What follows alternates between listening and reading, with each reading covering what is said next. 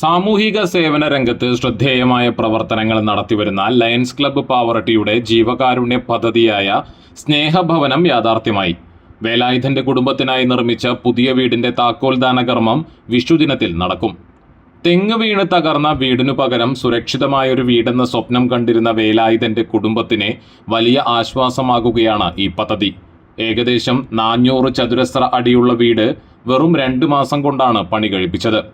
Pavaratti panchayat president ആൻഡോ ലിജോ താക്കോൽദാന കർമ്മം നിർവഹിക്കും. പ്രാദേശിക ജനപ്രതിനിധികളും ലയൺസ് ഡിസ്ട്രിക്ട് ഭാരവാഹികളും പങ്കെടുക്കുന്ന ചടങ്ങിലാണ് താക്കോൽദാനം നടക്കുന്നത്.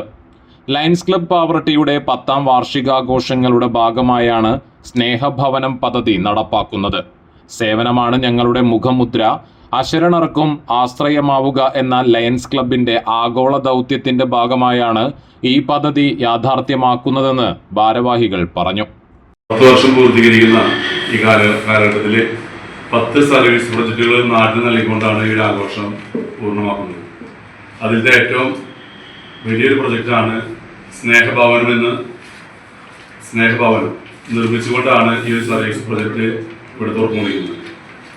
നമുക്കറിയാം, നമ്മൾ ദൃശ്യമാധ്യമങ്ങളിലൂടെയെല്ലാം നമ്മൾ കേട്ടതാണ് വേലായുധൻ തളർന്നു നിൽക്കുന്ന വേലായുധന്റെ പോലെ മേഞ്ഞ വീടിന് മുകളിലേക്ക് തെങ്ങ് വീണതും അവിടെ ഭൂമിയായി സംസാരിക്കുന്ന മകള്, ഒരു പ്രായപൂർത്തിയായ ഒരു കൊച്ചുമകള്, ഇവർക്കെല്ലാം അന്ത്യമുറങ്ങാനായിട്ട് ഒരു വാസയോഗ്യമല്ലാത്ത അവസ്ഥയിലാണ് പാവറട്ടി പഞ്ചായത്ത് പ്രസിഡന്റ് ഈ ഒരു ഉത്തരവാദിത്വം നമ്മളോട് ഏറ്റെടുക്കാനായിട്ട് പറഞ്ഞത്.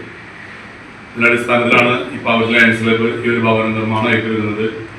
ഏകദേശം ഒരു 5 ലക്ഷം രൂപ ചെലവ് വരുന്ന ഒരു ഭവനമാണ് ഇവിടെ പാവറട്ടി ലയൺസ് ക്ലബ്ബ് നിർമ്മിച്ചുകൊണ്ടിരിക്കുന്നത്. വീട് എന്നൊരു സ്വപ്നം യാഥാർത്ഥ്യമാക്കിക്കൊണ്ട്, വീട് എന്ന സ്വപ്നം വേലായുധന് നഷ്ടപ്പെട്ടപ്പോൾ ആ ഒരു സ്വപ്നം സാക്ഷാത്കാരമാണ് പാവറട്ടി ലയൺസ് ക്ലബ്ബ് ആവിഷ്കരിക്കാൻ പോകുന്നത്.